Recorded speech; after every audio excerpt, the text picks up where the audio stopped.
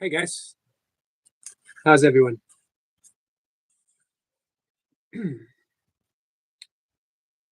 It's nice to be here. It's Tuesday, right? If I recall, if my memory serves correct, it is Tuesday. It's Tuesday evening for me. It might be Tuesday afternoon for you guys, or depending on where you are in the world, it might actually be Wednesday. You might be listening to me in the future. Um, whatever time it is, I hope it's a good time for you. I hope everything is going well. Let's see. Toy Pup says on time tonight. Hey William, nice to see you. Give me 1 second while I bring up the desktop. The reason I bring up the desktop, it's just easier for me to read comments. And as I mentioned before, um, if I read from my phone, nobody wants to see that giant forehead come looming at you. People might think it's like a crashing satellite dish. Hey, Kat, how are you? William says, I'm getting notifications, it seems again. Well, good. Maybe that means YouTube deems me worthy of attention. I gotta admit, it's been about a week that it feels that the algorithms have all but abandoned me. My shorts have dropped. Not the shorts that I wear. I'm not dropping my shorts. Um, and my views have went down. I mean, I'm not in panic mode. It's all right. Everything comes in waves. The key is in Kabbalah, Jewish mysticism. They talk about the consolidation of energy before it expands. They liken it to like a high jumper. A high jumper or let's say a pole vaulter. If you're running with a pole and you put it in, you don't go straight up. You actually bend back and then you go up. So you decelerate before you accelerate. So you take these down times as natural cycles and you don't panic. Don't go into panic mode because things don't seem to be moving in your direction. Things are being prepared. Energy is gathering. Things are happening. Unseen things. Have faith. I've read before what Patanjali, father of yoga, had to say about such occasions. But let's read it again. I read this to Toy Pups a while ago. If she remembers, let me bring it up. Hey, Michael. Who else do we have here? Give me 1 second, guys. Before I read it, I'll come up. Vacation at beach, treasure hunting. Say Yogi, hey, vacation. How are you? Man, streets of San Francisco. Carl Malden, and Michael Douglas in his early years. I think that might have been one of his first acting jobs. It's a good show.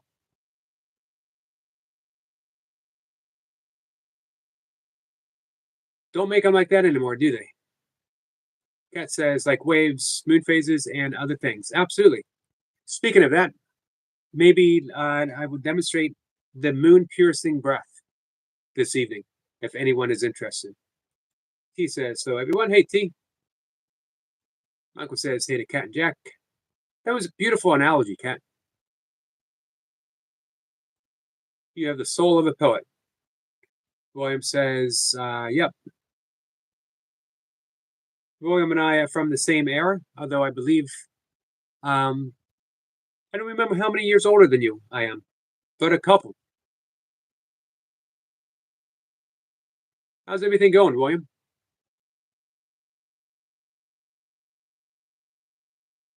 He says, swipe up, so prompted him with time tonight after breath. She did. Yep. Almost scooted me out. And then, very fortunately, reminded me to have water so I could take my supplements. Hey, Arca Point, how did the rest of your reps go? Eric Lapointe was hitting the 4 pumps today, 104 pumps. Cruising along with the Burpee Reaper master plan. Eric Lapointe says, "Say Yogi, Bill, Cat, T, and Love, and Michael. And vacation. We got some love from Toy Pups.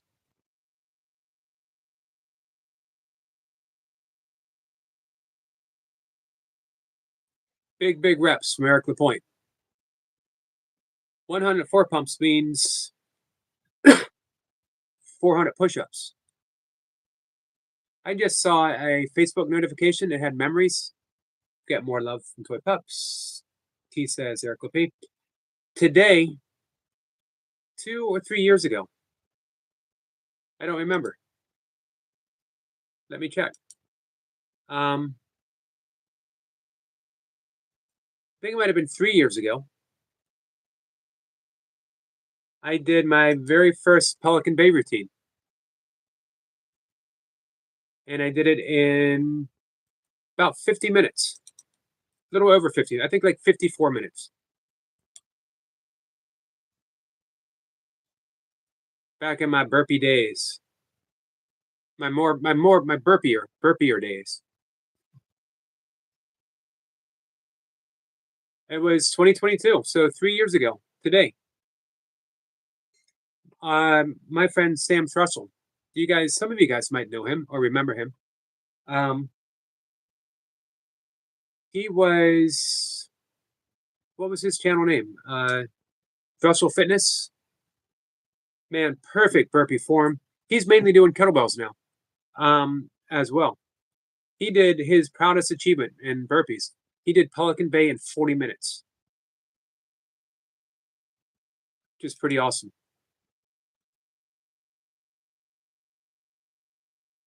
I was pretty happy. I believe I broke 50 at one time. I think I got 49. At my best, I think it was about 49 minutes. I was doing my best to break 50.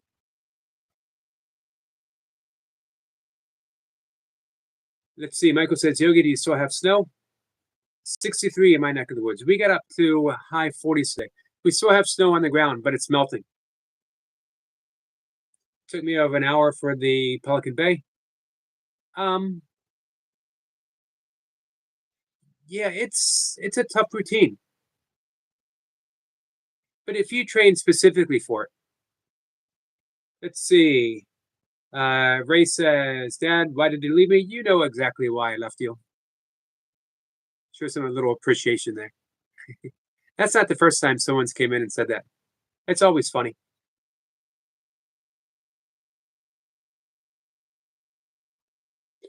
Point says, yeah, and did 75 psycho, 34 squats. Awesome.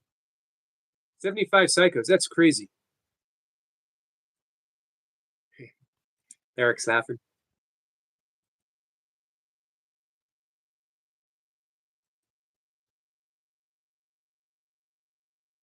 So, our friend Cat and Jack talked about the moon, which I was actually studying a bit today. Not for its moonness, although I absolutely love the moon. I actually have a moon tattoo on one side. I don't remember which. Joshua says you're probably old enough to be your dad. I might be old enough to be your grandfather, Joshua. How are you, Joshua? How old are you? Well, how are you? And how old are you? Yeah, I probably could be your grandfather. As disturbing as that is for me to say. Let's see. T says, Eric Point, you got the psychos down to an art now. Well done. I personally, I think Eric Lapointe is in the top 3, definitely the top 5, and I'm going to say the top 3 of people doing psychos. Eric Lapointe says, thanks, T. I appreciate that. Kat says, Josh is a lot older than you would think. So am I, though. Joshua says, I'm actually 20. I look 14. I've been blessed.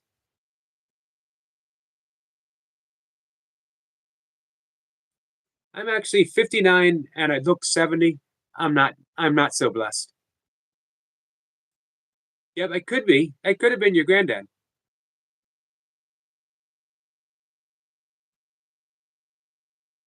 An early start on things, but I'm old enough to be your granddad. He says, I love looking at the moon, but I can't see it here. Too many buildings and lights. We are suffering a, he says, sorry, that's okay. We are suffering a noise and light overdose. It's almost impossible now to find true silence, even certain hours. There's always, at least in my neck of the woods, there's always a plane flying by. There's always something. He says, Eric, good point. Lewis's dad, drive home with dad. Well, they're about the same age.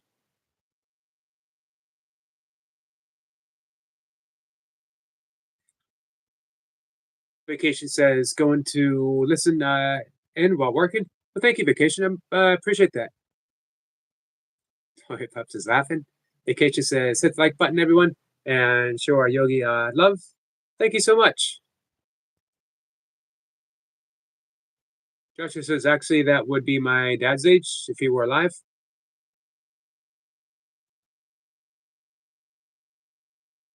Yeah, I'm 59.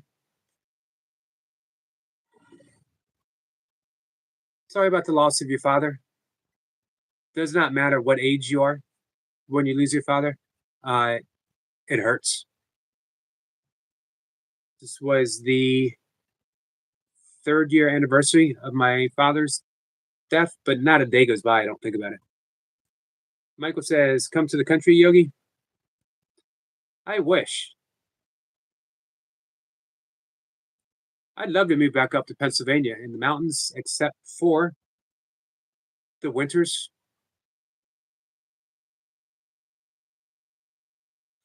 Toy Pep says, "Where we live is absolutely silent at night." Nice. It was this way when I was a kid, but flight patterns have changed. I don't live too far from BWI Airport, which is an international airport, and Reagan International isn't that far either. Trip Up says it's a blessing when you can live somewhere and find silence as nature. I agree, absolutely. T says, Yogi, you don't look 70, but what does looks matter? Well, for me, looks mean everything, man. I make my living on YouTube. My face is my fortune, which is why I don't have a fortune. Gets so quiet, I can hear dogs from other neighborhoods bark. Nice. I love the quiet, and I love the stars. Dragon Fruit Man says, "Is this bad? I went to school today, but I was thrown up this morning." Yes, it's not good. I'm not gonna say it's bad, but it's not good. You should be resting, recovering.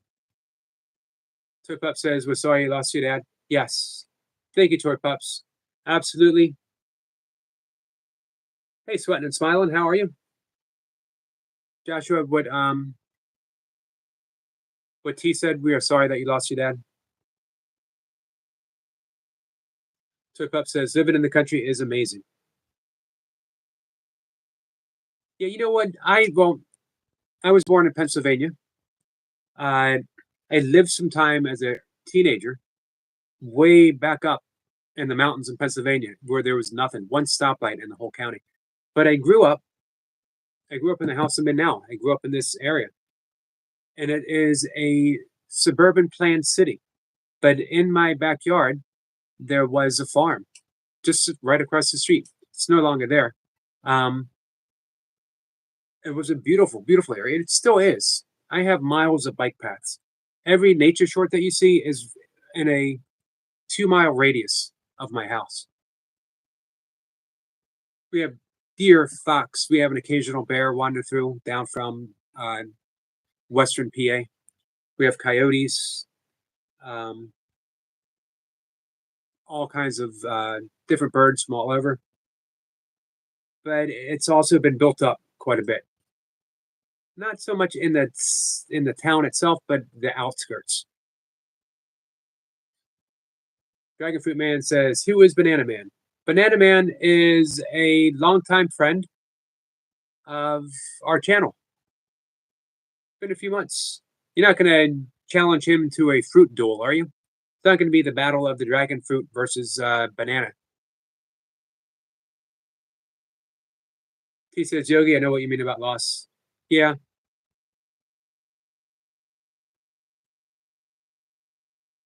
it is. It's ever present, and it's okay. I don't try to chase it away. I don't when I'm sad, uh, which happens frequently. I don't chase it away. I'm just sad. It's okay. He says, Toy Pups, I'm jealous. Toy Pup says, I know Bumblebee. We see all the constellations at night. Awesome. He says, jealous of Puppy Mommy. I have a train station, a building site, and a busy ring road, and a pub next door to where I temporarily stay.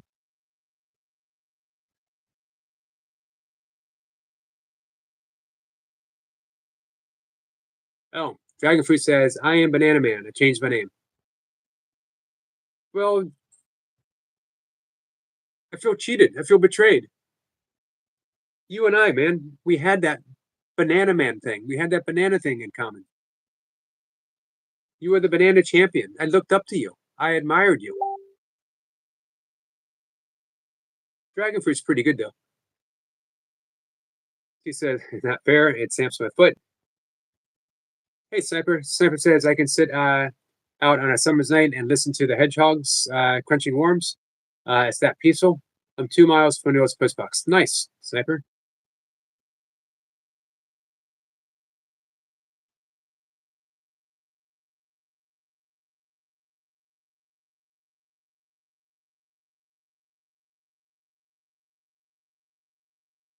He says, laughing, T, been there. Uh, fine, TGST.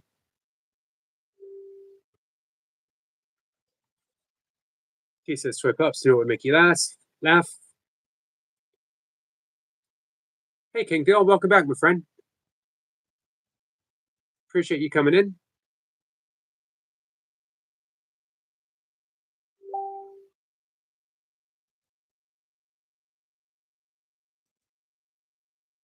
Give me 1 second. All right. Hey, so King Dale, what inspired you to pick up A Course in Miracles?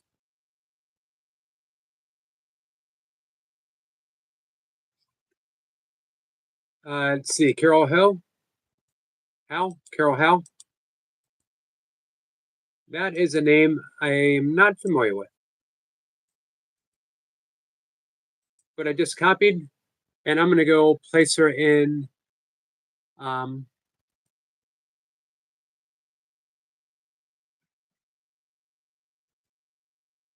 my Amazon search bar.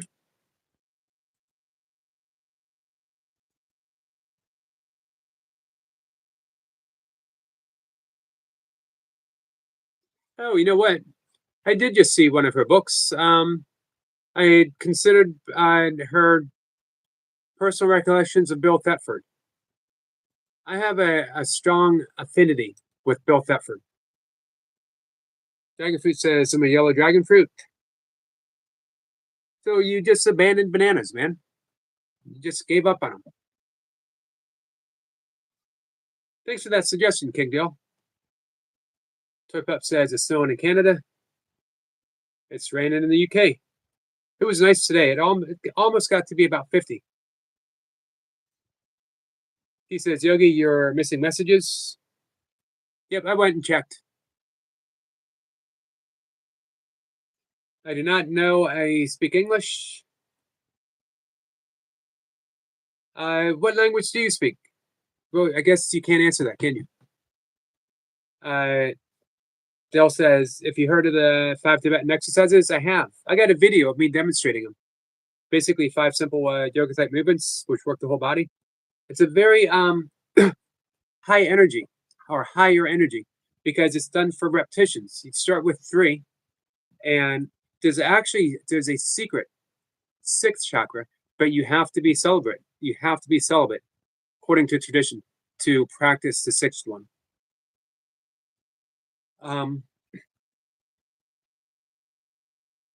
Yeah, for those who want a well-rounded uh, yoga routine, that cultivates energy, that cultivates kundalini, as well keeps you very physically fit and can be done even when you work up to 21 reps, can be done in less than 8 minutes every day. Perfect morning routine. Either that or sun salutation. Let me know, and I'll do another demonstration of it. Yeah, I've been doing that for years and years. People used to think I was weird. I would finish an ultra run, and as soon as I finished the race, I would do the 5 Tibetans because it would keep me loose and it would keep me from getting sore from the race. So when Smiley says, besides the car driving by, the sirens and the planes flying over, it's completely quiet at night. That's the way it is with me as well. Let's see. Dell says, I brought A Course in Miracles a few years ago because I have mental health difficulties, and I had heard A Course in Miracles can be very beneficial for anyone, so I figured it might work. I've read it once, but you plan to read it. Did you do the whole workbook as well? Read the text in the workbook and the manual for teachers? Interesting. It took me a long time to get to the manual for teachers because I never felt ready to think of myself as a teacher of A Course in Miracles or anything really. Hey, Dale, I just subscribed to you, my friend. But then, of course, when you read the perspective from A Course in Miracles, it says that we are all teachers because we teach that which we most need to learn.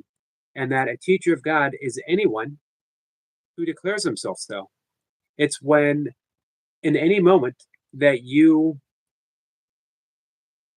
put your needs aside. Give me a second, guys. I'll read it as I have the online version up right now. Basically, the vast majority of my writing is either Course in Miracles related, yogic related, or I write a lot nature from a shamanistic perspective.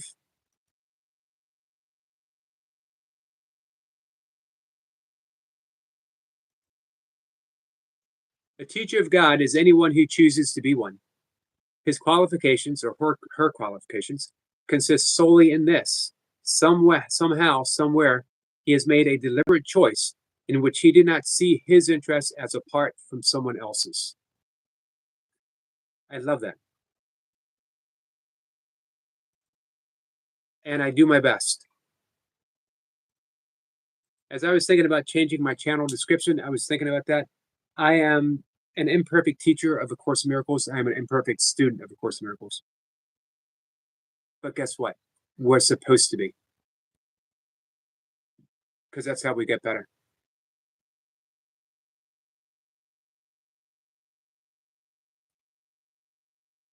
As my wise friend Toy Pups likes to say, practice is the thing.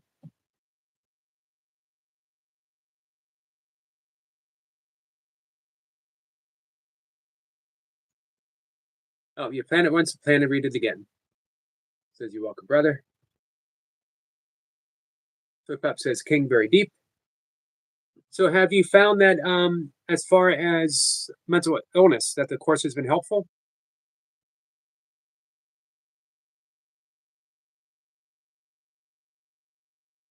Hey, I'm more than happy to go through the lessons with you. I've only done a few workbook lessons. I struggled. Well, I don't know if I struggled. I just needed guidance. I was on the basic first exercise, but I needed verifications that I was doing them right. I don't think you can do them wrong. And each time you do them, this is my third time through in 30 plus years. It's tough to do the workbook lessons because the ego tells you you're not doing it right. The ego tells you it's a threat.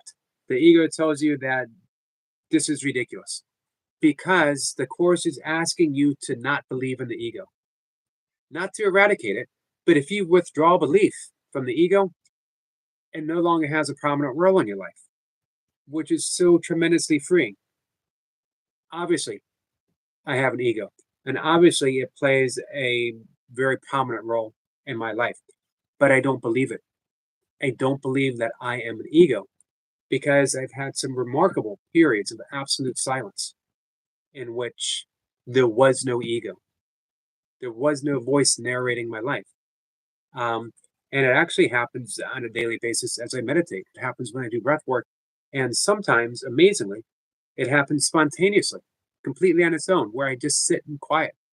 Sometimes even on a live stream, and I just get a smile because everything is so absolute silence as I'm sharing time with you. And it fills me with an absolute love. That silence is all allowing embrace that allows all of my friends to just sit with me in this heart space that we've created. Someone says, I'm having a battle singing with my boyfriend Harrison. I hope you win. Kingo says, thank you for subscribing. Absolutely. Toy Pop says, Selma, he said he's going to win. Don't think so. I don't think so either, Selma. Toy Pop says, are you winning? Absolutely, she's winning. Toy Pop says, laughing. Don't think so. I don't think so either.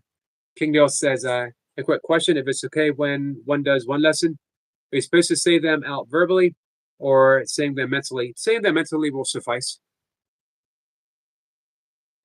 There's only one rule in the entirety of A Course in Miracles. Just one. If you listen to that one rule, then you're doing it right. Don't do more than one lesson a day. That's all that's required of you.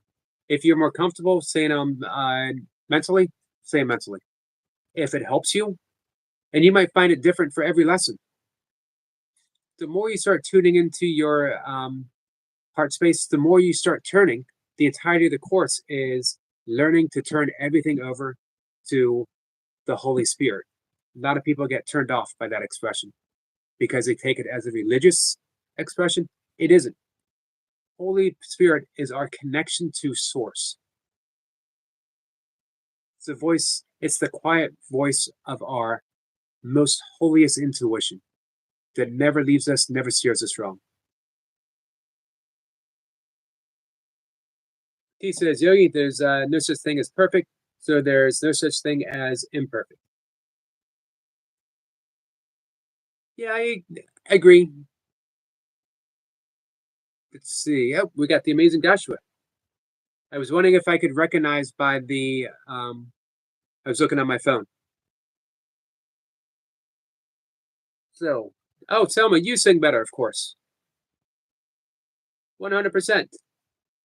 Dill says, I got the sense that A Course in Miracles is all one needs and it can be used throughout one's life. But in case you didn't know, there's another book which is similar called The Law of One, I believe. Someone recommended that.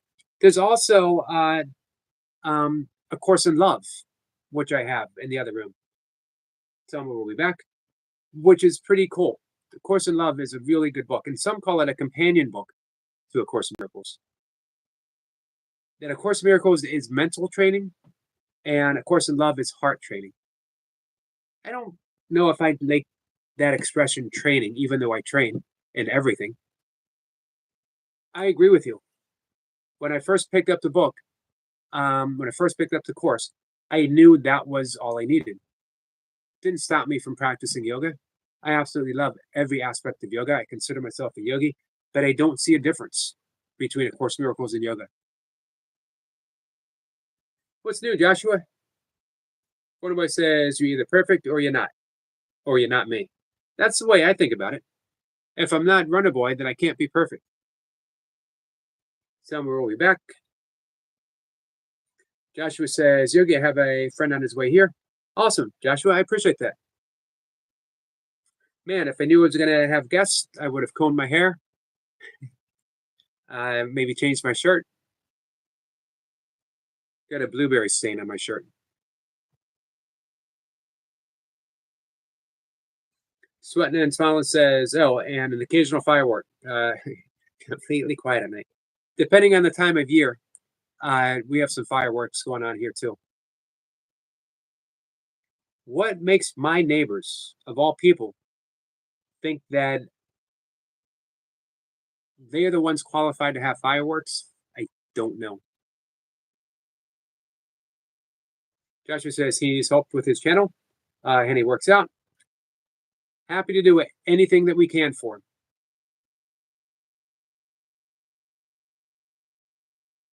T says hi, Joshua. Joshua says hi, Bumblebee T. Let's see. Carol Howell, Kenneth Wapnick, and Gary Renard, I believe his name, yep, are good help when it comes to A Course in Miracles. I believe I need to give the book another shot. Hey, keep reach out. Are you on Facebook by any chance, or at least Facebook Messenger? I'm always happy to talk Course in Miracles. Hey, let me show you something real quick. You might find this helpful. This is the Course in Miracles experiment, and it is a starter kit for rewiring your mind and therefore the world. And it in very, very, very helpful as you're going through the workbook. This is a day by day, and it's sort of a companion to the workbook, and very easy to understand, entertaining, and personal language. I like Gary Renard too.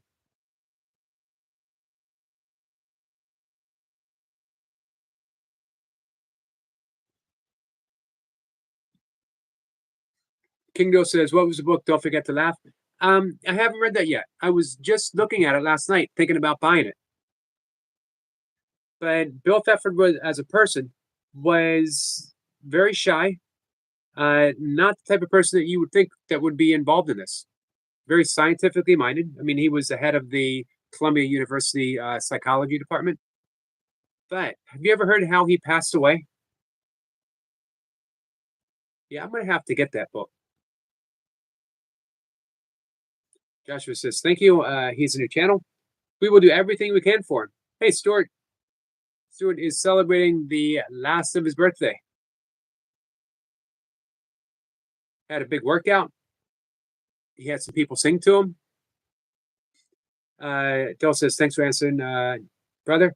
I don't have Facebook, but I can reactivate it if you will be there." Yep, I am on there. So yeah, even if you just want to do, the messenger, I'm going to type her name in the chat. You'll see my yellow title, Pam Grout, Grout.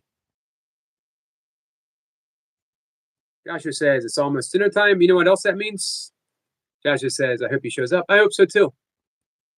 Almost dinner time means we always do. It's pre-dinner spamming, right?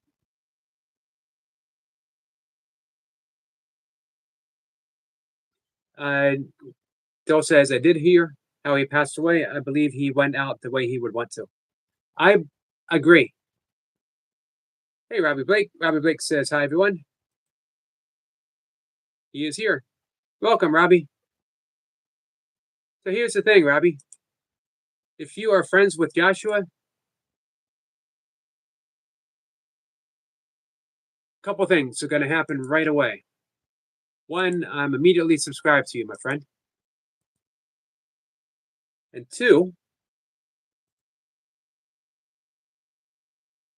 because you are, again, friends with Joshua, we're going to make you a moderator so that you can reach out. People can subscribe to you, and you can subscribe to other people. At the same time, let me add our friend Dale as a moderator.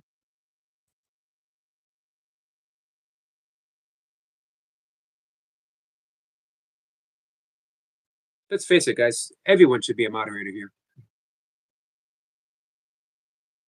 He says, "Hey, Robbie, and welcome." Robbie says, "Yes, thank you." So yeah, Joshua is saying that you got a new channel. I'm glad to see that you got over 50, so now you can do some live streaming if you want.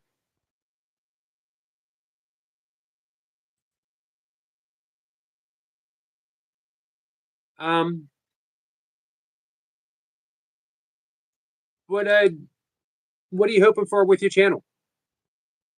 Bill says, thanks. Absolutely.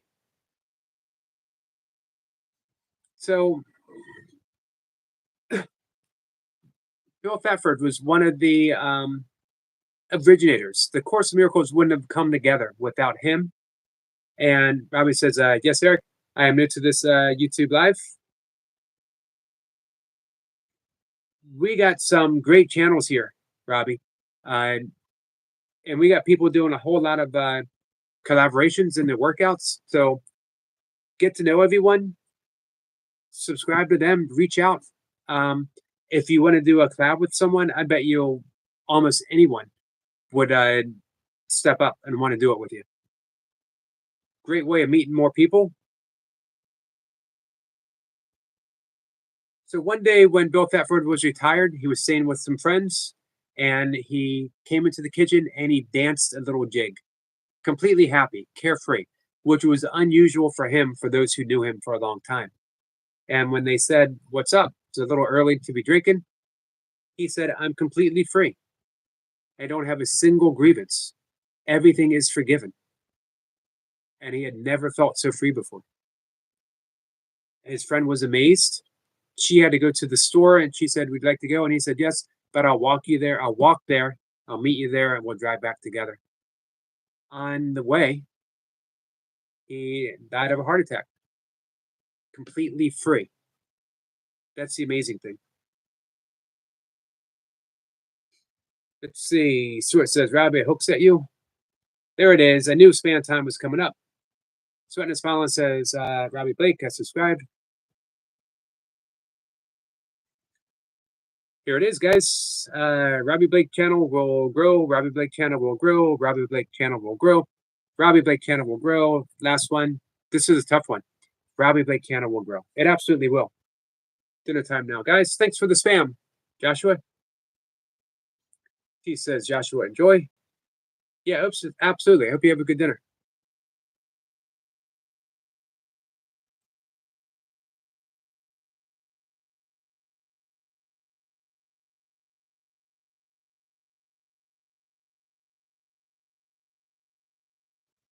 Let's see. Dale Clark says, what is that book like by Pam Ground? If it's beneficial for the course, I will have to get it. It's a fitting end. The way Bill died. I don't know much about it, but I don't think he would want it any other way. Yeah, I agree. And it is fitting. You get to the end, and it's the end. No resentments. Absolutely free.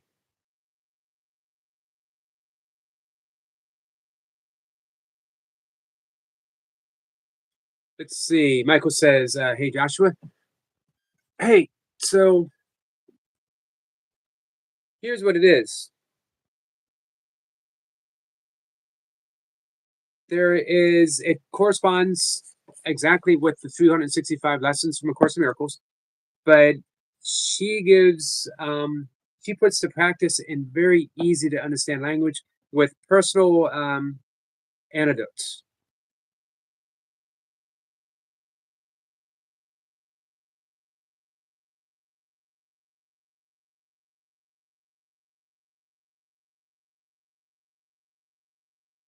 I'm going to read a little bit. Give me 1 second, though.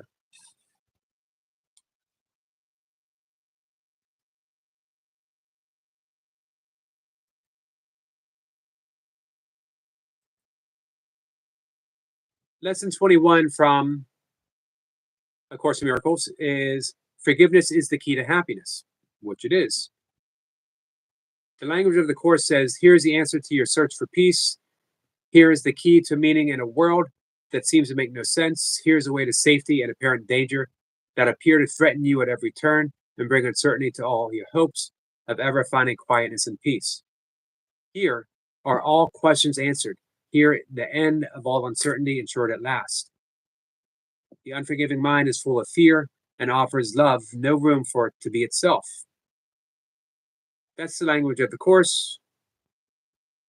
Here, Pam Grout's book, and I think it goes best in conjunction with reading from the Course, or after you go through it, or maybe even start with this and then go through the Course. This is her language. We give the dying one simple instruction: walk toward the light. Lesson 121, Forgiveness is the Key to Happiness, offers the same piece of advice, only it urges us to do it today. Do it now, don't wait. So it summarizes very nicely, very succinctly. Sorry, I startled my cat. So I'm looking at a lot of your workouts, Robbie. Looks like you got some pretty intense stuff going on.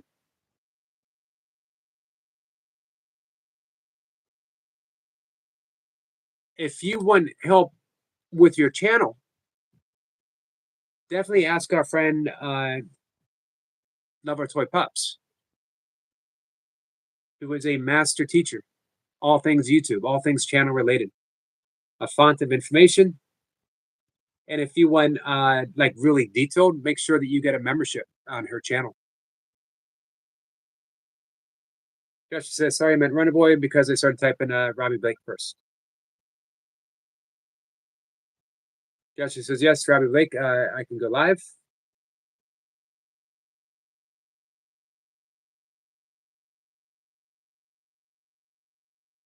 I don't think you never couldn't go live, could you? Hey, smile face, how are you?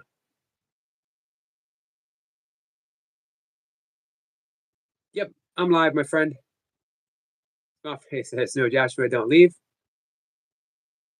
He'll be back, I hope. Let me catch up, guys. Joshua says, oops, I read that. Smile face, when I can. Yeah, that's what I thought. Joshua says he never lost the ability to go live. Bill says, I don't know if you heard this, but I heard Helen and Bill actually didn't get along. Great. And different personalities. Helen drifted apart towards the end, apparently, and held resentment. Well, Bill didn't. I have read that when A Course in Miracles first came into place, the dynamics between them were really bad, and it never improved that much. But the department itself flourished because of the piece that was presented by those two coming together. So it was really remarkable dynamics, which makes no sense to me. I just lost my ability to take donations because YouTube is actually hurting itself. YouTube makes money from when Joshua gets donations. So you would think, I don't know. I don't understand how it works. I'll be honest with you guys. Joshua says, small face, you just go to your channel and click your view channel, then click on edit, then click on your image.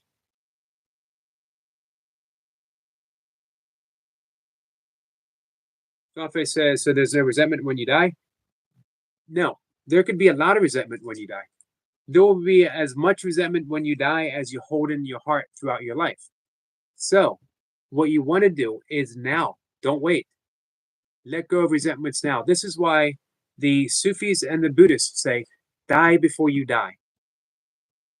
Die now to your resentments. Die now to your grievances. Die now to all the things that you have in your heart that are unforgiven. And you will be free. You'll be liberated before you die. Why wait?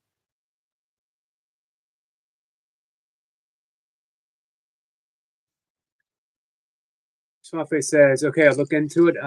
Thanks for the tutorial, Joshua. Joshua is helpful. He's a true friend to those in need, that's for sure. Smallface says, I'm great. Joshua says, you're welcome, Smallface.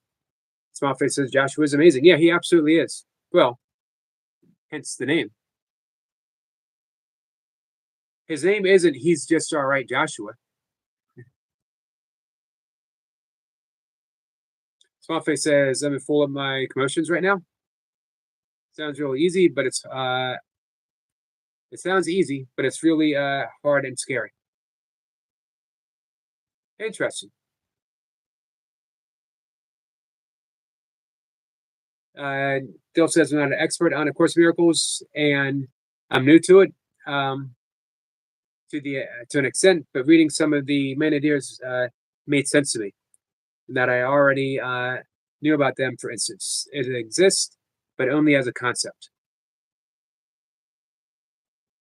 Yeah, I agree with that. It's the way it was for me when I first approached it. I had been practicing yoga and meditation for quite some time, and then for several years in the mid to late 80s, I would get references to the course from other teachers. And finally, I picked it up. And even though I knew the book was for me, I didn't get very far for a long time. I got my first copy of the Course in Miracles in the early 90s. I didn't finish the workbook until 2008 when life brought me to my knees.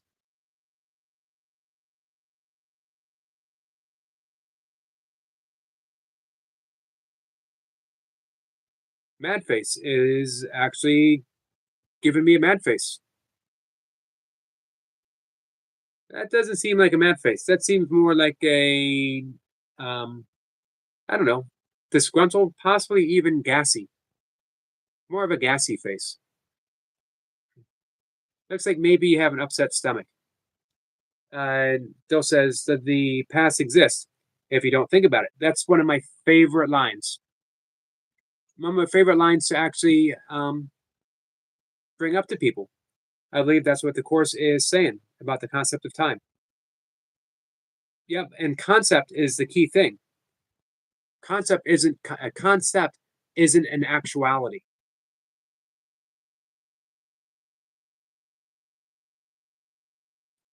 Philosophy says psycho of trauma is really scary.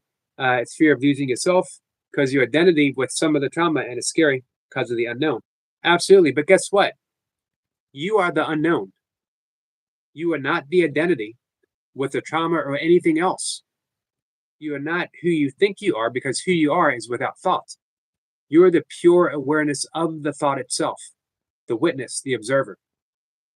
And in the end, even the observer just becomes part of the scenery. Who was mad face? I don't know, but he seems pretty mad.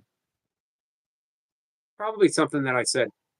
Oh, mad face is this is mad face. Did you guys guess who it is? Gotta take my supplement. I'm a little late. Hey T, did you take your supplements?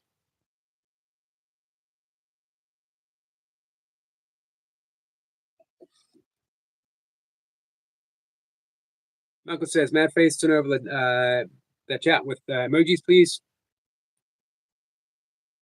And Del says, I will tell you about an author you would love if you haven't heard of him already, but went by the name of, yep, he was an Irishman, actually.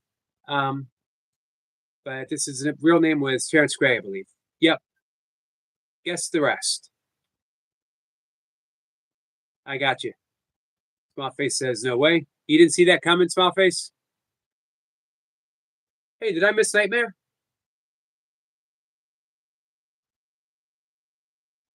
How did that happen?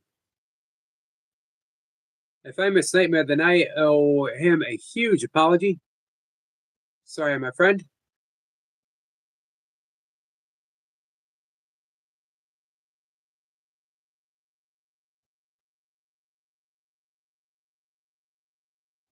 Our friend Danny is here. Hey, Danny. Danny says hi to everyone. Mad Face is laughing. Yes, it's me, the amazing, energetic Joshua. The amazing Mad Face, energetic Joshua. Joshua's going to eat dinner now. Enjoy your meal.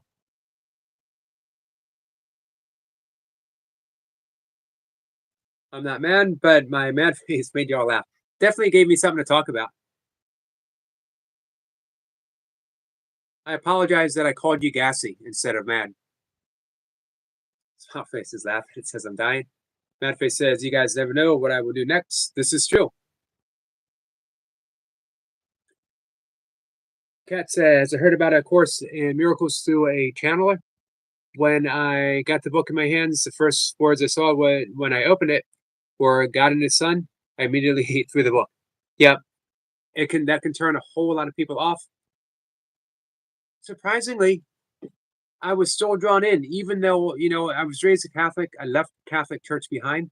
I left Christianity behind. I had no interest in that type of language any longer. Fully immersed in yoga. I was doing some Buddhist meditation as well.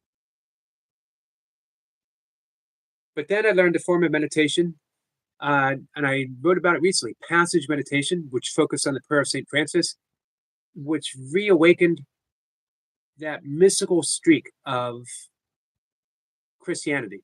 Still not a Christian, still not a Catholic, but that mystical side.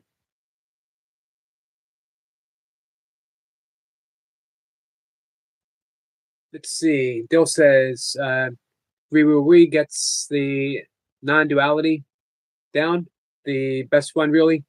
Can I mean there's an intuitional understanding when one reads them, and everything is negated, and all you're left with is this, as he would say. Absolutely. And yogic meditation, it's the neti neti meditation. Neti means not this, not this. And you simply, anything that occurs, you examine. Is it independent completely of itself? If I were to examine my body, am I this finger? Certainly part of me.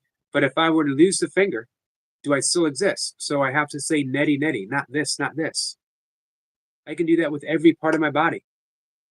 I can do that with my thoughts because I have been times sitting in complete silence without a single thought passing through my mind.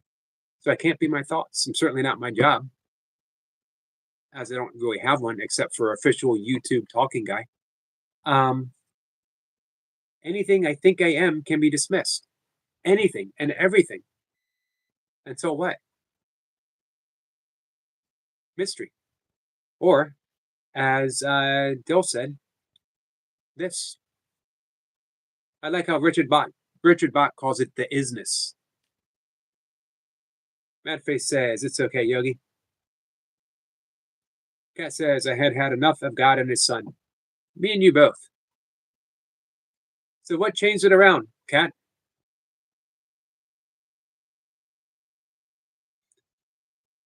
Michael says, I apologize. I didn't recognize the amazing energetic Joshua. Yeah, he had us fooled. Not the first time that he has fooled me. Madface says, Michael, yes, it's me. Michael says, nice. Danny says, Mysteries Untold by Michael Burkeen. Small Face, Mad Face, Cat and Jack, and Yogi. Why do I get the feeling that I should change my name to Yogi Face?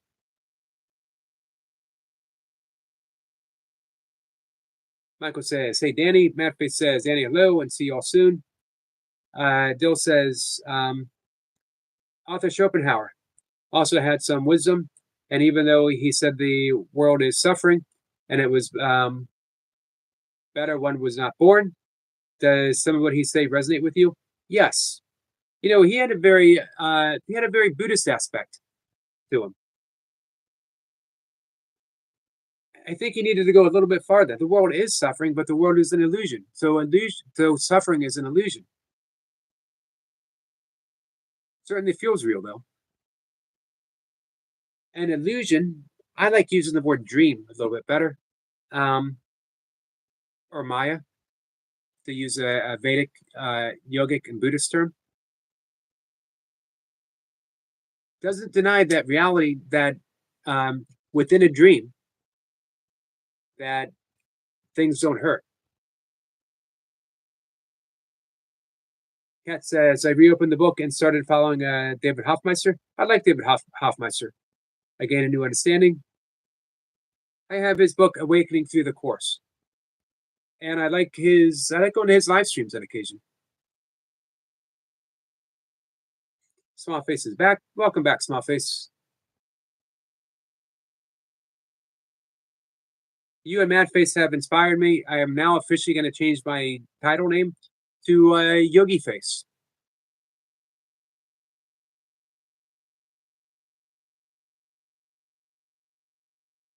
Yeah, for a lot of people, it was also disappearance of the universe.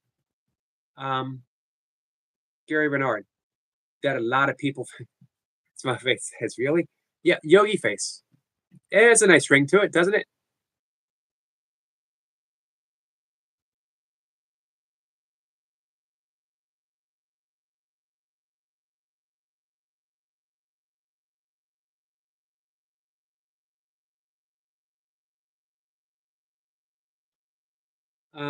Let's see. Dale says, if I'm correct, Schopenhauer had a the non-dual understanding. He saw the world is my representation. Nothing can exist objectively alone without a subject. He also said the world was will. Yeah, I I don't know if I fully grasped the word was will. Um, we could replace it maybe with intent. And I think he did have a non-dual understanding, but I don't think he had a non-dual awakening, which might be the difference. Swafe says, "What's a yogi mean? Is it a bear or yoga? It is yoga. A yogi is anyone who practices yoga, anyone who is a student of yoga, not someone who just goes to yoga classes, but the actuality of yoga, which is a yoga itself is the pathway to awakening, God consciousness. I'll be honest with you. I love yoga. I love everything about yoga. I live a yogic lifestyle. Everything in my life is based upon yoga. But I think Course in Miracles takes you to the end objective very quickly.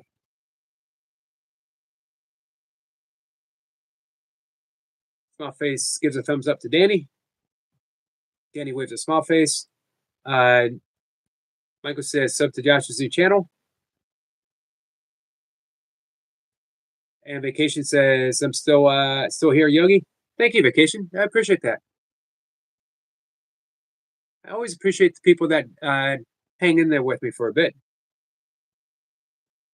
Small face says, "Damn, that's deep." Deep face. I like deep face. That sounds pretty good.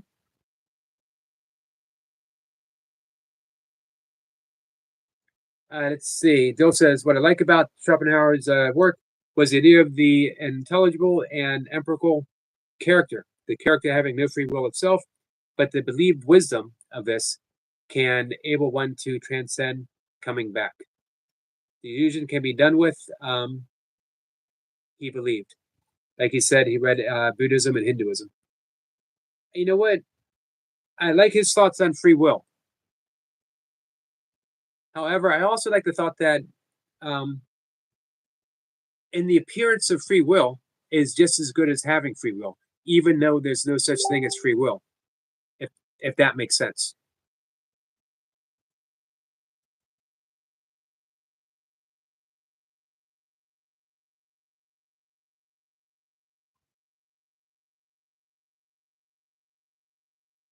Um, so here's what it is with yoga: that we live in a world of self-created suffering because of misidentification of who we are, and it's likened to five kleshas. Kleshas means afflictions. So the five afflictions of the mind. They are our attachments. We're attached to things being a different way, which is the same as what Buddha said of clinging to the impermanent and wishing that it would stay leads to suffering. We cling to that which we are attached to, knowing that we can't hold on to it, so we suffer. We are addicted to the affliction of aversion. I don't want this, I don't want this, I don't want this.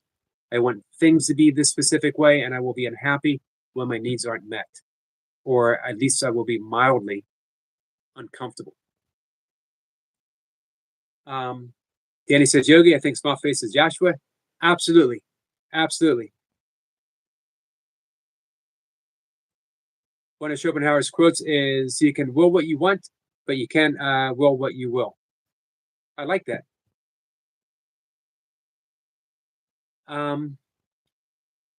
The other fiction is the belief that we are a small, limited self, separate from the source, finite.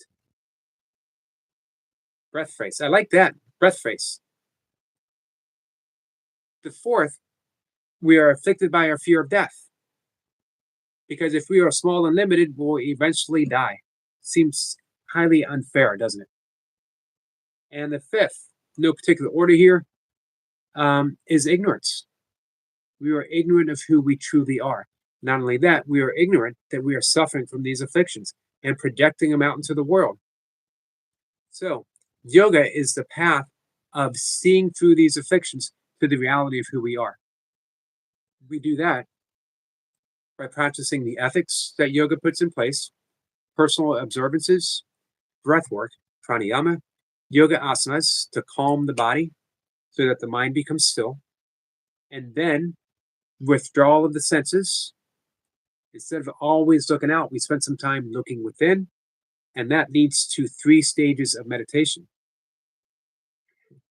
Small face says calm face, meditative face, bearded face. And yet they say ignorance is bliss. Yep, that's true. It's funny that we do say that, because the highest state of samadhi, which is the realization of the yogic path, is bliss consciousness, which is our reality. The amazing thing is we are that which we seek. We are already that which we want. But as I loved using the analogy of Michelangelo, when he was asked how he carved David out of that single block of stone, and he said he didn't. David was always in that stone, and he simply removed everything that was not David. But we don't know the difference. We don't know that we're trapped. But we know that we're not happy deep down, that there needs to be more. There should be more. So, the 8 limbs of yoga, 8 branches of yoga, 8 branches of Buddhism, they all lead to the same thing. A Course in Miracles summarized it very succinctly. Yes, the same as yoga. We're caught up in our suffering. And yes, the world is illusory because of fear. We fear that we are small and insignificant, that we have left the godhood, that we have left the ground of all being, we've left the source. So we're fearful, and we're also guilty. We feel guilt, and we project this out into the world. And projection makes perception.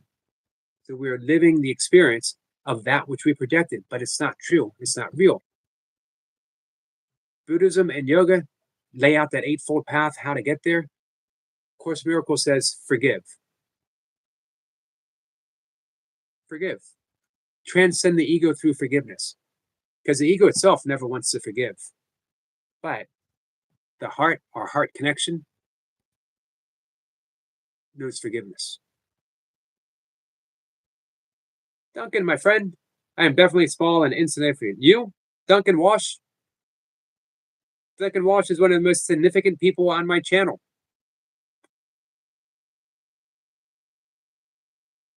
Small face, oops, let me get here. Kat says, oh yeah, back to the moon. Happy Lunar New Year, everyone. Awesome. I did not know that was safe, but it's funny because I was going to do the lunar breath, moon breath. The moon piercing breath is what it's called. Chandra Banandra. Small face says, so the way to insight is yoga. That is how you realize the truth and a way to work on it. Yes. And everything is yoga. Yoga means union. It means yoke, to bring together that which is already together. Everything is yoga. So for me, of course, miracles is yoga. Um, doing my burpees is yoga because everything is the possibility of realizing reality as it is right now. Everything. Dill says, you're right, the seeker is the sought, and the sought is the seeker. I'm sure Ribu Wee would say that. He also said, you never experience time. The present is already gone before it can be cognized. Yep. Or some might say that it's the present that remains, that only the present remains. But I think it's semantics. You know what I mean? Semantics, semantics. Forgiving face. I like that one. That might be my, if I were to put parentheses, just a yogi, forgiving face, doing burpees in his basement. There are no coincidences. I agree. Duncan, when's the new channel coming up?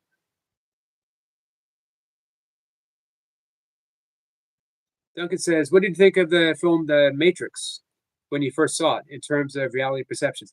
I thought they were onto something. However, the thing is, you know, they were inspired by some Buddhist and yogic thinking, but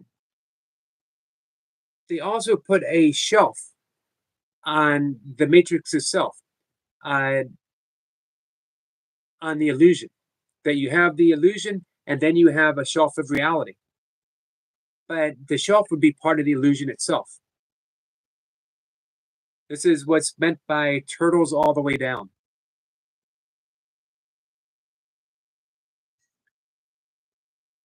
What's up, poor man? How are you?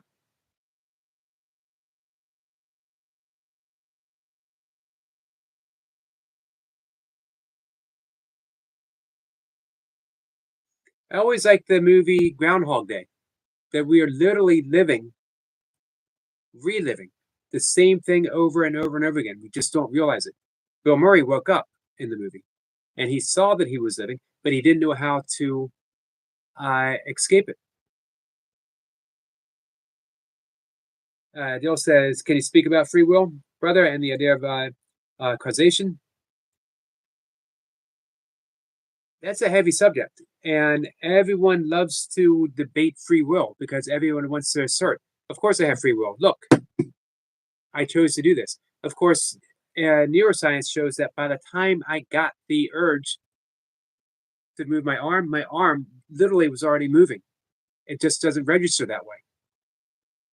Neuroscience, yoga, um, Buddhism all point they can't be free will because who would have it? With a no self, who can possibly have free will? However, I mentioned this before, with the appearance of free will, make the best choice. If an apparent choice comes up, make the best one. I used to think about that quite a bit. Oh, the Matrix. It's my face. Small face says, uh, uh, what the F? That's steep. I don't give it much thought any longer. Um, I've simplified things to forgiveness and kindness, trusting that it's that. Oh no, the other movie. Um, oh, Groundhog Day. Beautiful movie. I love Groundhog Day. Hey, toy pups. Um, so sometimes free will seems very apparent to me, and other times, most especially right after I come out of a deep meditation session, when it is apparent that there's no free will at all, because I had just spent,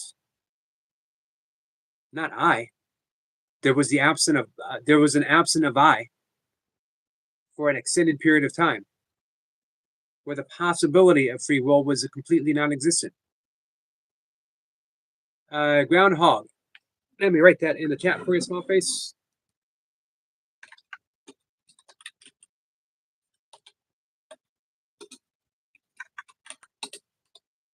There you go. Do we have choices? Do free will? Well, we don't even have choices. In the absence of free will, we don't have choices. Things are just spontaneously happening. Quantum physics, neuroscience, yoga, Buddhism, mystical Christianity all show the same thing. Hey, Austin. Austin, how are you? Austin says, hi, Yogi. Kat says, I have not seen that movie, so that's next to my list. Thank you. You'll love it. It's hilarious and it has really deep meaning to it. The repetition of the day, same day, over and over, same thing. Dale says in some books, the emptiness or void that we speaks about, and which we are is comparable to a deep sleep awareness, unaware of itself. Everyone longs for deep sleep. It seems. So, in Vedic yogic philosophy, there's 4 stages of consciousness. There is the everyday consciousness of which we are aware, and there is dream consciousness. There is deep sleep consciousness, verse 3, and then there's what's called turiya, which is transcendental consciousness. That's the witness state. That's when we are aware, and we are aware that we are aware. So even past deep sleep, and very advanced yogis, of which I am not one, are aware during their sleep. They are aware of nothing, which means they are aware of being aware. They are aware of awareness itself. Austin says hi to Puppy Mommy. Michael says hi to Austin. Austin says he's doing good. Thanks for asking. It's nice to see you. Dale says enjoy your answers. I'm enjoying the whole conversation with you, Dale.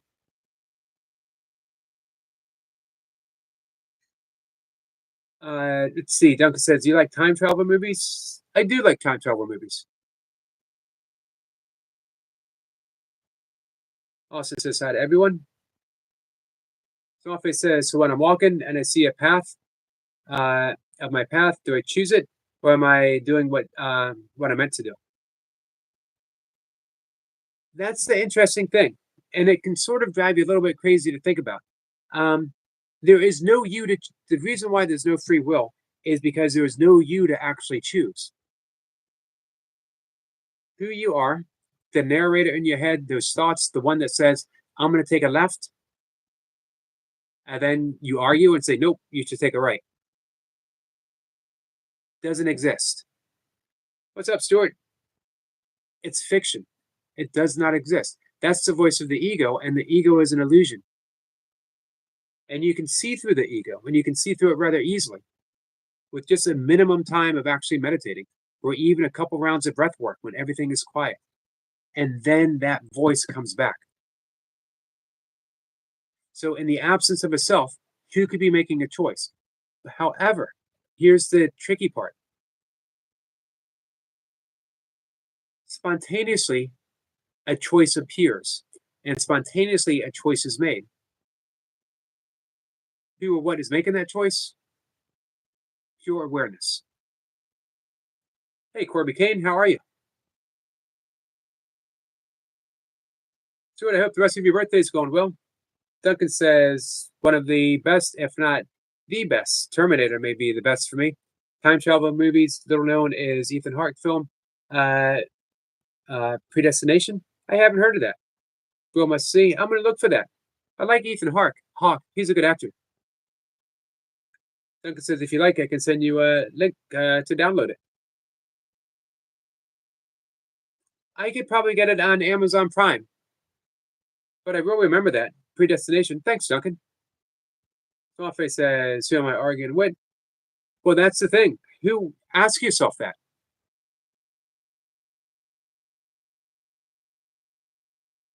Who is it? That was the question Ramana Maharshi would have his followers ask. Who am I? And as Dill had said, in the absence of a thought, in the absence of a thought of the past, does it exist? How about in the absence of the thought of smile face? What is there? Who is there? Keep asking, who am I? And never settle on an answer. Because the answer that you settle on is not the thing. That's why the Tao Te Ching says the Tao that can be told is not the true Tao. Danny says, happy birthday, the burpee fisherman. Smile says, oh, the ego? Yep, the ego. And the ego doesn't exist. However, there is the appearance of the ego. We don't need to fight it. We don't need to battle it. We just need to be aware of it. And when we bring the lens of awareness to anything, we see that we are not that. We are the awareness of that thing. It's an appearance. I did, T. Thank you. So I'll say, so I do what my gut tells me. Keep doing what you're doing. As long as it's working. Is it your gut that's telling you? Are you listening to your intuition? Course in Miracles would say, surrender everything, make no decisions on your own. Surrender everything to the Holy Spirit. The Holy Spirit is your connection to the source, your connection to God, your connection to the Tao, your Buddha consciousness. It's that voice that is within you. For me, man, it was huge because I had made a mess of my life. And when I realized that, you know what, I can turn everything to a source greater than myself that has all the answers. The Course says we have two voices. We have the voice of the ego that always answers first, always loudly, and is always wrong. And we have the voice of the Holy Spirit, which is the voice of silence, which is always right. We simply need to relearn how to listen to that voice of silence, that silent wisdom that's within us. Dale says, I've read in books because of time not being real and space. Really, when we meet someone, it's the first and last time you meet this person. So it's always the first and last thoughts. I like that. I like that a lot. I mentioned this earlier today. One of my favorite quotes on forgiveness is, forgiveness is giving up all hope of a better past. That sums up the entirety of the Course. That's why we forgive. You're never going to have a better past. You're never going to have a happier yesterday. It's an impossibility. So why stay stuck there? Forgiveness simply brings you back to this present moment. What I think you did to me, you never did, because here I am. This moment. Hey, Bulk, how are you?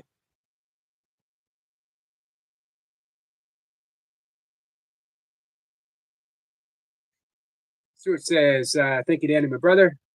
Danny says, hey to Duncan. Duncan says, predestination confronts a very interesting aspect of who I am and reality. That sounds pretty awesome, Duncan. I might actually this weekend carve out some time. Bulk says, hello, guys. Hope all is well. Thank you, Bulk. I hope you are too. What you were saying, it kind of reminds me of a dream of walking down a road with a pitchfork scenario. What are we going to do with that pitchfork, Michael? Thank you, Austin. Our friend Ashley is live.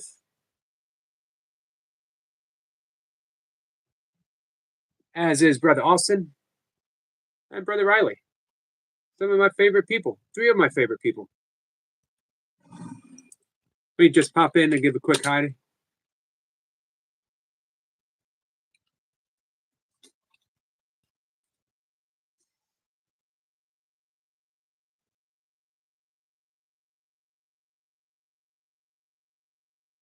So here's the link. If anyone wants to pop in and say hi to him, I'll leave him up and running for a bit. Hey, Jamie. Jamie says, hi, Yogi. Nice to see you, my friend. I enjoyed your conversation today.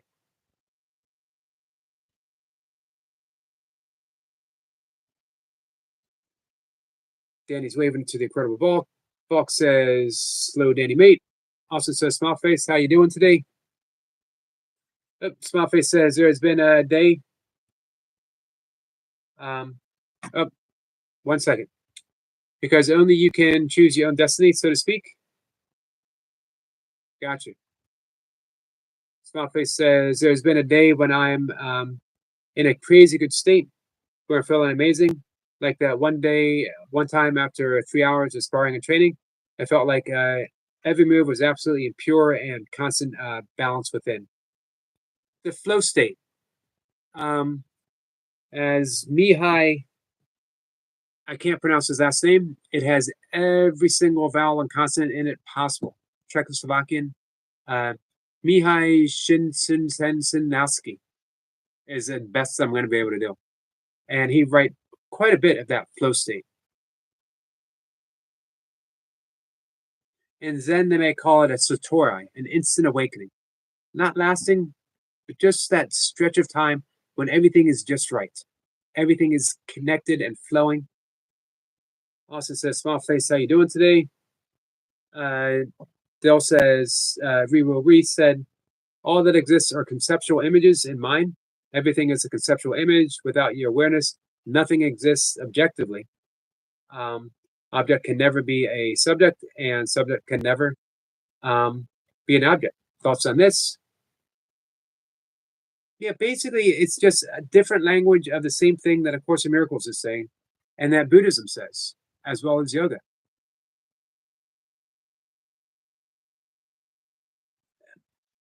Basically, the basic concept of non-duality summed up right there. And Ri was definitely one of the premier modern non-duality teachers.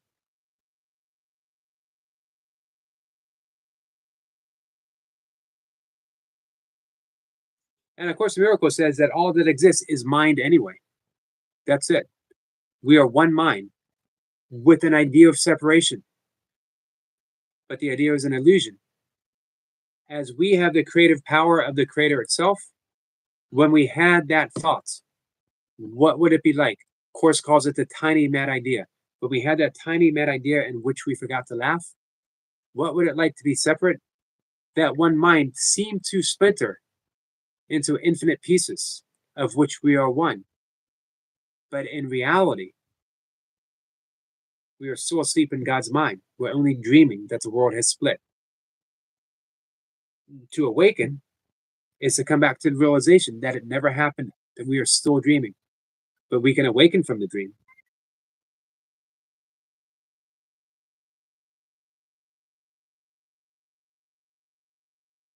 Super chat, let it rain gems. Thank you, Toy Pups. Bring your alts and like to life. We're actually going to wrap things up in just a little bit. Smallface says, how do you deal with bad memories? It's a great question.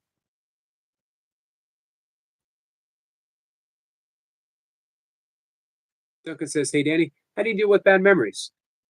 How do you deal with anything? For me, I deal with everything by loving myself through it. Being kind to myself. Even when there are times when I'm unloving, even when I find myself being unkind to myself and others, I just love myself through that as well. If you realize that a memory is nothing but a thought, it's not the thing itself.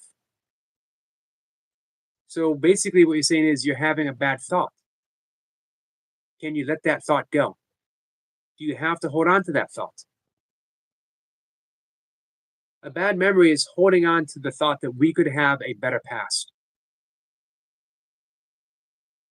As soon as we see that, we're free. A bad memory may come up again, but we're free of its impact. It doesn't have the same impact because now we see it. It's a memory, and a memory is a thought, and a thought is not the thing itself. which makes it infinitely easier. And when it gets easier, we start letting it go through no effort of our own. If you try to fight it, if you try to push it away, it'll just come back stronger and stronger and stronger. So just recognize it as this is not now. Just that thought alone. This is not now. This bad memory is not now because it's returning you to this present moment. How do you deal with a painful memory, a difficult memory? Forgive it.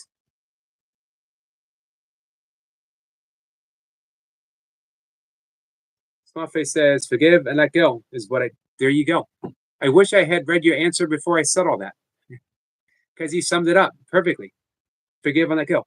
Forgive and realize that everything is already let go. You don't have to let go because it's not a thing to let go of. So when you forgive, forgiveness is synonymous with letting go.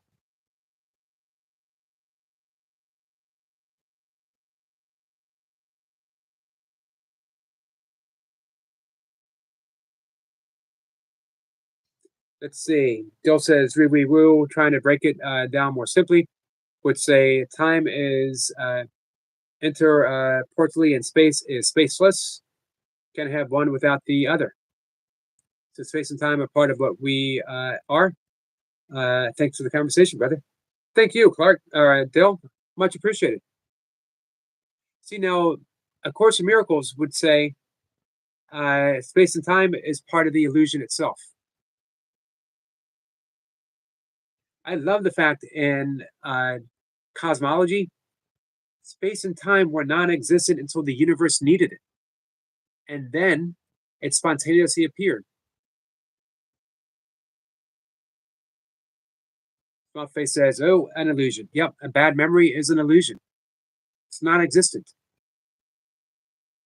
Duncan says, for me, the best way to practicality deal with bad memories is to continuously practice not thinking about them.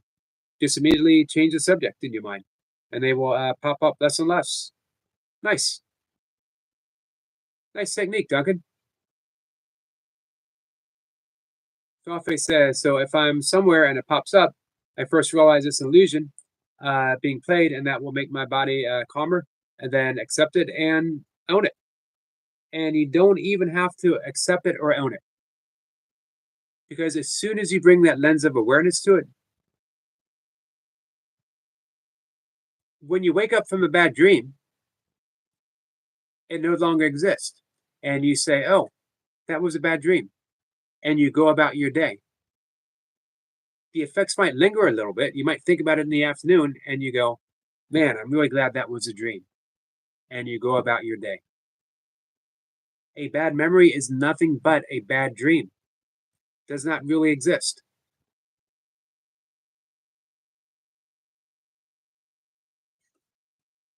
Duncan says, so you are organizing a dinner party, 6 guests from throughout human history. Who do you invite? I'd invite my father, and I'm not sure I'd go much farther than that.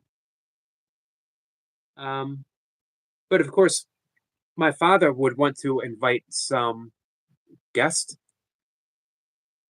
So who do I think my father would want to hang out with? He would not want to hang out with any religious figures. Personally, I wouldn't mind hanging out with the Buddha. But my dad was not a religious man.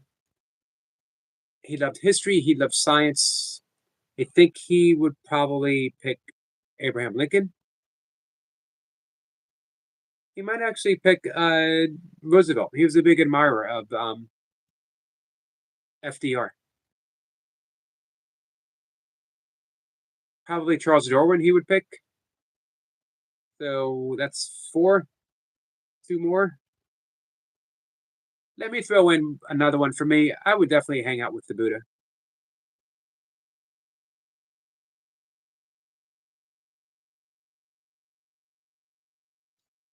And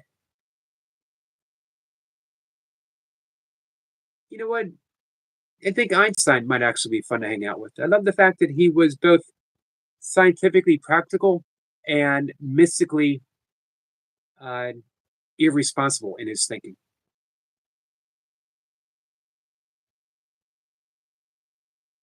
Uh, Dill says Schopenhauer said the world was made for the intellect, for the illusory of causality. Uh, like you said, without any human beings, is it even a world? And is there any cause? Is there any cause? Is there a beginning to anything?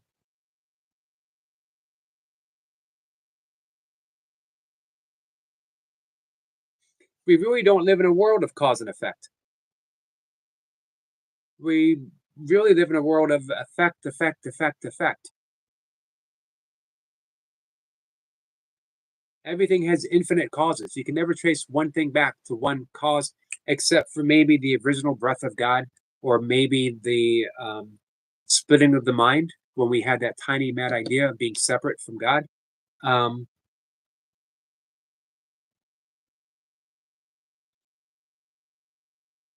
Buffet says, "Oh, keep going. I see."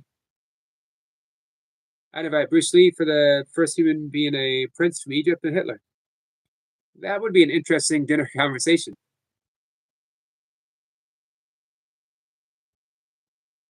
Hanging out with Bruce Lee would be fun. Dill says, I like that one. Uh, one does now start. When does it end? Does it start? It doesn't end. Absolutely. And when that is fully realized, then the game is up.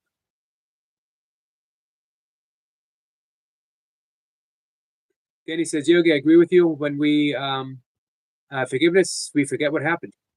Exactly. Because it never actually happened. It seems like it. And we would swear that it did. Jamie says, hi, everyone. Hey, Jamie. We would swear up and down that it did. And you can't tell me that it didn't. I was there. I know it happened. However, no matter when it happened, it still is a when. And a when is never the actual time. The time is always now.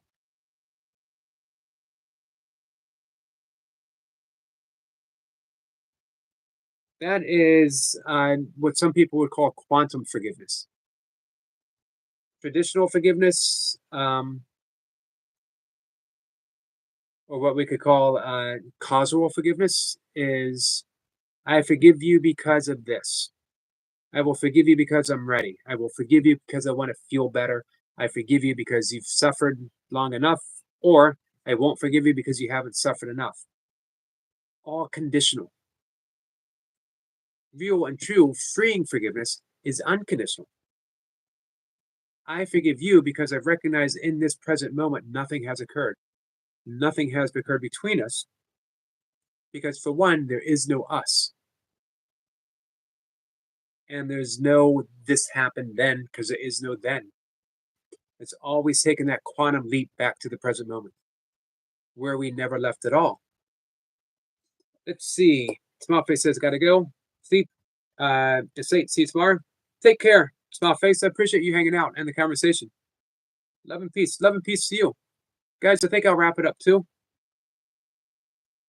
Getting a little late for me, although it's not really late, but it's late for me. Vacation says, night yogi. Thank you, Vacation. Thank you for hanging in there with me. It is much appreciated.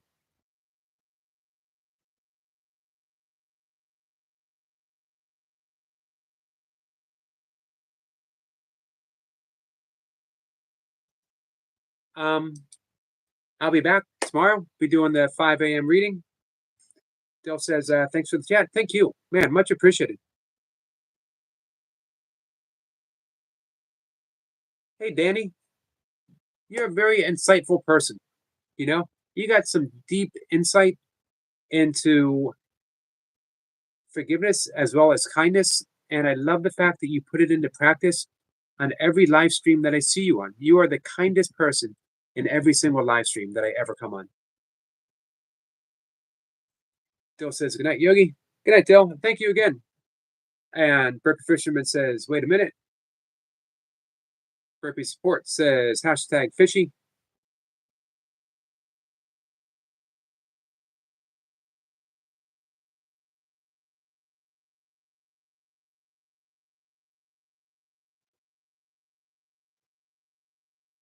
Jamie says, take care, Yogi and everyone. Thank you, Jamie. You too. Hashtag fishy number 2. That's a lot of fishies.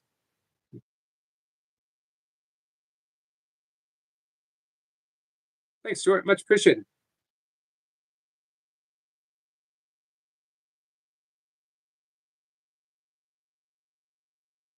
And fishy number 3.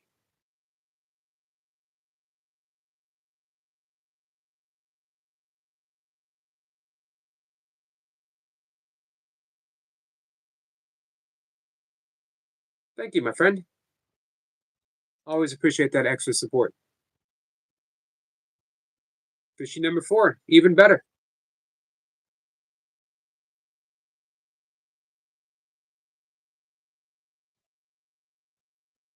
Um, Stuart, I hope you had a really good birthday. Fishy number 5. Because you deserve it, my friend. Um,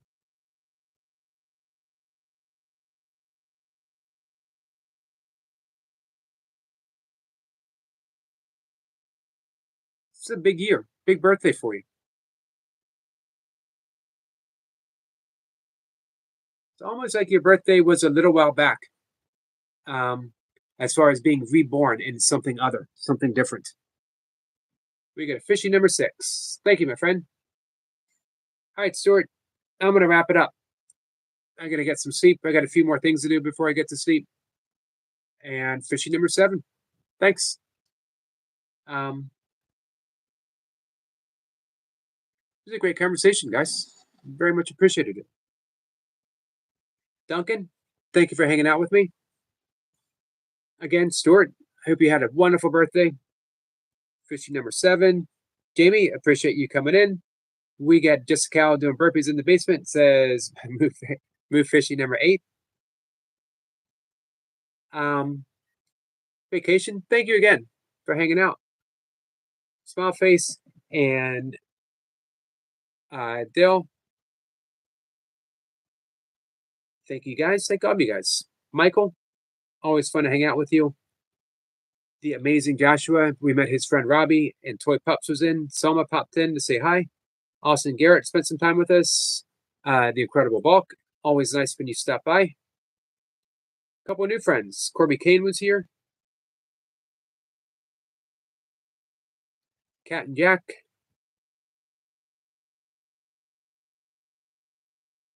Hey, Cat. I'd love to sit down and